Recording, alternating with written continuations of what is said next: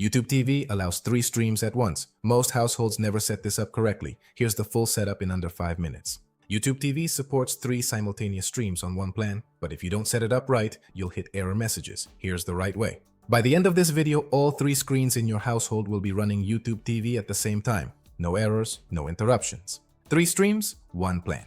Every stream can watch something different. Every stream needs to be signed into the same YouTube TV account or family sharing group. Remember, family sharing members count toward that same limit. Starting with your smart TV, install the app, sign in using your phone for the fastest method, and enter the activation code. Device 1 is done. Now let's set up every other device. Download the app on your phone or tablet, sign in with the same Google account, and your second stream is live. Stream 2 is ready.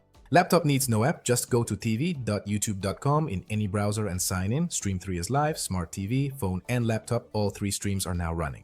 Profiles keep everyone's DVR and recommendations separate. Set one up per person. It takes 30 seconds each and allows everyone to have their own experience. Now here's what happens when you hit the limit. Hit the limit, go to account settings, see what's streaming, and stop any device remotely. You don't need to be in the same room to fix it. This is the hard limit, but it's easy to manage. Wrong account, weak Wi-Fi, or stale cache? Check these in order, fix one at a time, and the third stream will load clean. These are the 3 most common issues. 3 streams, 3 screens, 1 plan. Running clean. Install on every device, sign in, and manage the limit remotely. That's the complete setup.